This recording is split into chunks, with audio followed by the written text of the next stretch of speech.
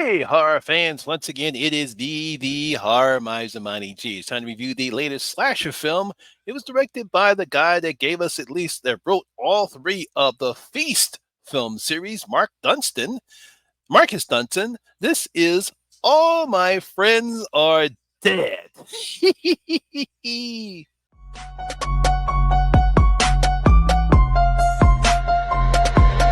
ready for this?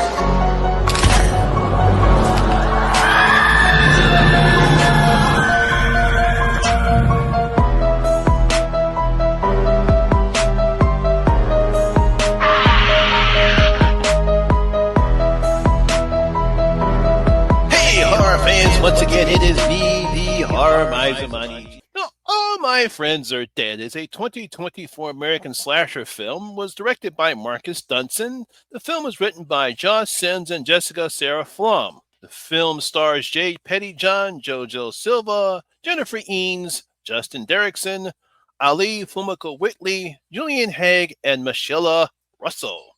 Now, in this film, a group of college friends rented an Airbnb for the biggest music festival of the year. A weekend of partying quickly takes a turn as the group is murdered one by one. Yes, it's happening once again.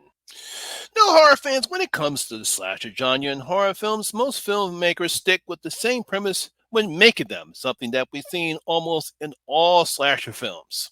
You take a group of young, attractive people, place them in an isolated place like some type of campground or a cabin in the woods where they drink, have parties, smoke weed, have sex, all the while the killer starts picking them off one by one. In almost all slasher films, whether it's Friday the 13th, whether it's Friday the 13th, from all the slasher films that we've seen today, Prom Night, the slasher films from the 80s, Graduation Day, Sleepaway Camp, all those slasher films have the same exact premise. Take a bunch of group of young people, put them in an isolated area where, like I said, most likely it's a campground or a cabin, anywhere, it doesn't matter where. And all of a sudden they will have sex, they'll drink weed, they'll smoke weed, have parties, and then we have some psycho in the mask killing them off one by one. It's been the same premise since the 80s when the slasher films became more popular. Now, some filmmakers have tried using a unique way on how the killer in these films kill their victims, making the film more appealing to horror fans and slasher fans. Instead of using the same old trope that we've seen time and time again, they say, you know what, let's try something different. Now, one slasher film in particular would be the 1998 slasher film Urban Legend, where the killer would kill their victims based upon an urban legend. Now, though the film was considered a Scream clone because it came out after Scream, it did become a cult classic among horror films and slasher films. It did earn over $73 million at the box office worldwide, becoming the first installment that would be the Urban Legend film series. Wound up having a sequel and two sequels to the film. One was released and the one went direct to video. But hey, look, the film was successful. Now, which brings us to American filmmaker Marcus Dunstan's slasher film that uses a unique way the killer in this film kills his victims. This is called All My Friends Are Dead, or AMFAD. Now, in this movie, we have a group of college friends that are going to a huge music festival during the weekend while staying at a nice Airbnb rental near where the festival is taking place. You happily have all these people gather around, and of course, they're going to do the thing that we all see in this particular film. They get drunk, they smoke weed, they start having sex, and of course, it's not long before a killer starts picking them off one by one, but this time using a unique method of killing them based upon the 7 deadly sins. Ooh, that's interesting. Now, again, I like what Marcus Dunstan, like I said earlier, who wrote the screenplay for all three of the Feast film series, and I think he did 5 of the Saw films. He also did The Collector and The Collection, and he also did the horror movie Unhuman. And here he has created a film using the 7 deadly sins as a method for the killer to kill their victims. Based upon whatever deadly sin that he believes they committed, he kills them. Now, Dunstan also has the killer create a clever way on how he kills the people in the group with saw-like traps based upon the deadly sin the killer believes the victim committed. That's how he kills them. To be honest, it's an interesting concept that Dunstan and his team have come up with, and I'm sure most slasher fans, when they see this film, will believe that this is a horror film where 7 meets Saw. Yes, I got that. I got that. And I'm pretty sure everyone else get that too. You take the elements from Saw, you add them from 7, and this is the type of film that you get.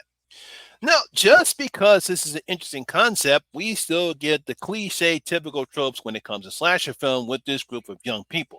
We have Sarah, who's a good girl. We have Mona, who I guess you could call the slut because he basically wants to sleep with every boy.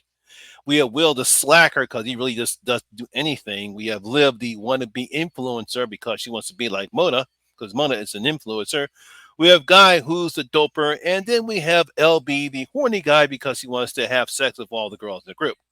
Now, I will give the filmmakers credit because with this unique premise, we do have some interesting kills in this particular film that should satisfy most slasher fans.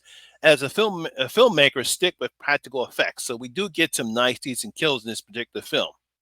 Now, while the kills are effective, the characters are not, as we don't have any type of character development to make the audience care about anyone in this particular film. There's no character growth. All there is, they just play their roles, and that's what they are, and that's what they do. In fact, it's quite the opposite, as most of the characters are quite annoying, and we just can't wait for the killer to pick them off. It's just like in the Friday the 13th remake, there was a very annoying characters in that particular film. We couldn't wait for Jason to kill those people off. It's the same thing here. We got at least two characters here that are very quite annoying. We can't wait for the killer to get rid of them, and we almost like cheer. Oh, good, they're finally dead because they were getting on my nerves. Now, another issue that I have with the film is when the killer is revealed, it's quite predictable. As I was able to guess who the killer was very quickly. I won't say when and how, but when it happens, you're going to say, oh, that's the killer. Then we get this very, very long exposition dump that lasts for over 20 minutes, which drags the film with an unnecessary explanation as to the killer's motivation as to why they did what they did. It's like, okay, all right. It's still talking, still talking. Oh, wait a minute. It's like been over 15 minutes. We're still talking. It's like, what's going on here?